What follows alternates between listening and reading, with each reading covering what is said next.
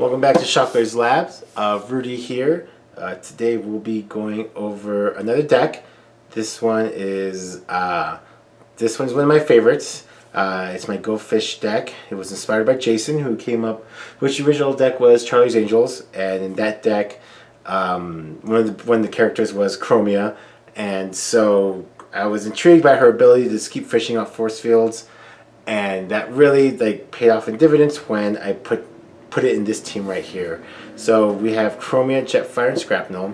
Starting off with Chromia, she swings for 4, has an 11 health with a 2 defense. When you transform her from bot mode to alt mode, you can get a white pipped card from your scrap pile and put it back into your hand. And then in bot mode, her attack stays the same, her defense drops to a 0, and her ability is whenever you attack on the flip and you flip 2 white pips, you get to draw 2 cards. It's nice to get that. It's nice to get that card draw, and especially going against a discard deck, it's great. But mostly she's here just to get the white pip cards from your scrap pile to your hand. If you need to get that, force field, if somehow both a force field and a spare parts is in your scrap pile, then she's also like an insurance policy just to make sure you get one of them, and which leads into Jetfire, because Jetfire we'll start with his bot mode. When you flip to his bot mode, you can get that armor or support or armor utility upgrade and put it directly on him. So then you can put the force field in your hand, transform him, put spare parts, and then play the force field, and it's just a way to wall up with him. It is. But going back to his alt mode, he swings for 5, has 15 health, has defensive 1. In his alt mode, he has a passive ability of Bold 1. The Bold 1 is really nice because it's only Bold 1, but it can definitely it really can lend itself to some bigger swings. Going back to his bot mode, his attack is a 4, drops to a 4, and his defense stays at a 1. Next up, we have Scrapnel. Scrapnel swings for 4, has 7 health and 3 defense. When you transform to his alt mode, you can scrap him. You can scrap him to himself, and he can tap a character of 13 stars or fewer, which is really nice because if your opponent is walling up or trying to protect the character, this kind of helps allow. It allows you to attack a defending character. Now it doesn't get around Brave, unfortunately, but if they haven't played Bravery or they have a character with Brave, then that allows you to get a character that they're trying to protect. In his bot mode, his attack goes up by 1 to a 5. His defense drops to a 0, but he can only take 3 damage from a single attack. Now this does not get around direct damage or carryover damage like with Grimlock or Steamroll, but the nice thing with this deck is that since you're outputting so many force fields that you can kind of mitigate the damage and who takes what damage, and you're gonna kind of stop you're gonna stop the carryover damage, or either stop it altogether or just minimize it to 3 or 2. Now which is kind of what this deck was inspired by also, was dealing with decks such as Vomit Orange, just hitting out big swings turn after turn. This deck is nope, I only take 4, or I only take 3, I only take 3, I only take 4. And if they try to pull a fast one with a Bashing Shield, that's alright, because I have spare parts. So you try to blow my force field, and I just grab my spare parts, and I still only take 4 damage. Now this deck is also heavy orange because it's relying on the force fields to, it's relying on force fields to absorb the damage. And there's a lot of cards in here that have bold that will help you go through your deck. So if you don't draw the force field, if you don't draw force field spare parts, you'll get them on the flip. You can green pip the spare parts, and then hopefully the force field will be in your scrap pile. Now it's not perfect, obviously, but what deck is. But more often than not, you very rarely get your force fields at the bottom or get them in a place where you can't get to them. That being said, yeah, let's move on to the battle cards, and we'll just see how all this ties in together and how the battle cards support these characters. Cool. All right, so here we have the battle cards. We are rocking 2 power punches, 3 rollouts, whoops, 3 flamethrowers, 3 supercharges, 3 radic lightnings, 3 battle readies, 3 secret dealings, 3 grenade launchers, 3 matrices of leadership, 3 force fields, 3 peaceful tyrannies, 3 improvised shields, 2 debilitating crystals, 2 spare parts, and a 1 bashing shield. This deck, the nice thing too about this deck is that the core principle is very basic. You're vomiting orange. You're just pouring orange on your opponent, and you. But the advantage of this one is that you are relying on force field to be your defense. And with these 2 cards together with Jetfire is almost always taking forward damage a turn, which is pretty sweet. Now, ideally, it's nice to get the upgrade action play, which I mean, this deck is more upgrade heavy. So maybe for your playstyle, if you want to drop some upgrades, add some more actions, I totally get it. Now, I explained the importance of force field and spare parts. Now, secret dealings is there.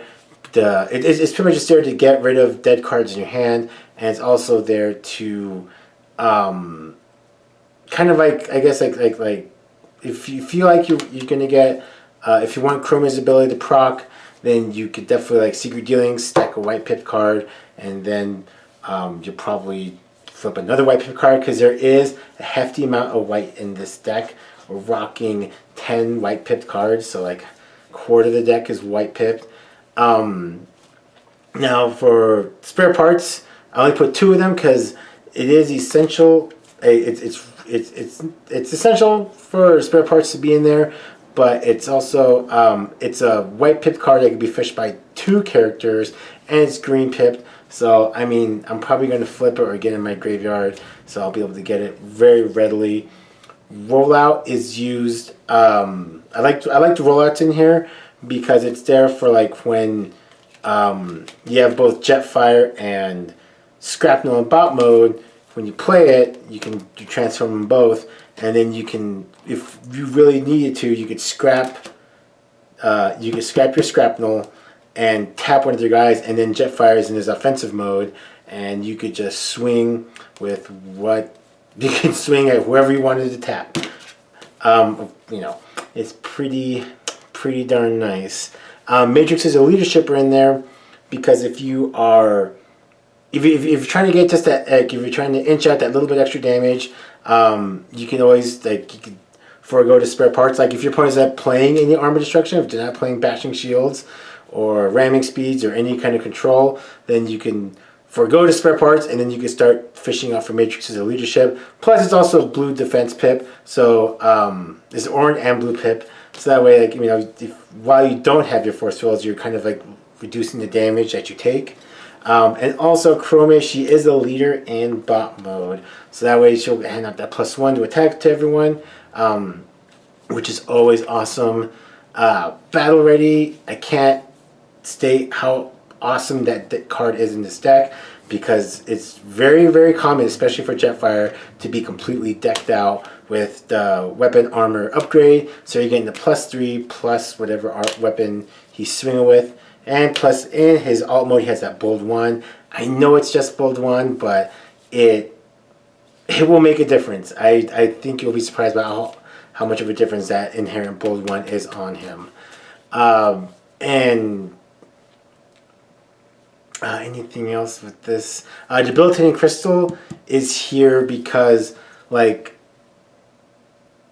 Debilitating Crystal is there for that extra element of control, where especially like if you're going against a King Starscream or any deck that's just any deck that can just really wall up, Debilitating Crystal is there to bounce up, like, to get rid of that upgrade. And the nice thing to his Jetfire is that if that armor is in your way, you can just say, well, I'll just forego to spare parts, transform Jetfire, put the Debilitating Crystal, and let's bounce that upgrade back to your hand. And spare parts doesn't guard against it, so it is a double-edged sword where debilitating crystals can be used against you, but you can also utilize it as well. But at least, unless you're playing against another fish deck, you will be able to get your crystal when you need it. And it won't be a dead card in your hand, and you can just get it from your scrap pile, which is kind of like the appeal of this deck for me. It's like it really opens up it opens up your scrap pile for like cards to play. So it's not, if you have like, if you're sitting on 3 improvised shields in your hand, you're not like, oh god, like I can't do anything. Well, now you can, because you can just fish everything out from the scrap pile. Erratic Lightnings are great for Scrapnel, and because I mean he's only taking 3 damage anyways, and so it's just you do 8 damage in the heavy orange pip deck. Can't beat it. Supercharge is nice. In addition to going through your graveyard, if you do happen to find yourself needing extra cards, supercharge Chromia, so that way you're more likely just to get those white pip cards, and just get that draw power you need just to keep your hand nice and full. Or if you're just going against someone who's going heavy discard, then you want to throw your Bold on your Chromium, just so you can just get extra cards to play. Grenade Launcher, nothing fancy about it, just when you want to swing hard, drop a Grenade Launcher in the bot and let him swing. And yeah, that's pretty much it though. Just fish for force field, force field and spare parts on Jetfire. Keep them upgraded, keep them protected, hit your opponent with this super heavy orange, and yeah. And as far as like the new sideboard rules that got announced today, I kind of like this. I don't want to like be braggy or anything about it, but I feel like this can really benefit from a sideboard, because if you're going against combiners, you can probably just drop the spare parts, throw in, God bless it, I don't know, you probably throw in maybe a couple backup beams just to get that extra attack. Or if you want to keep like the offense heavy, you could probably just drop in some reckless charges. You can go like more offensive, since if you're going against combiners, then they're probably not going to be doing enough damage to hurt you, or at least not so much that to hurt you, but they won't be doing enough damage to pop your force field consistently. And that's not saying like they can't swing big. It's just that it takes a lot to get a 5-star bot to hit really hard. So, but yeah, there's like a lot of cards that are, because a lot of cards that can be taken out and can be swapped in. So I mean, yeah, obviously everyone's playstyle is different, but this is the way I went with. Can't even talk. Blah blah blah blah blah. But yeah, I hope if anything this will inspire you. Maybe have you look at decks a little bit differently. If you have any questions about something I didn't like my playstyle, just ask. I'm trying to get better at the comment stuff and whatnot. I don't know. I'm just trying to get better. But yeah, I hope you liked the video, and yeah, take care. Peace.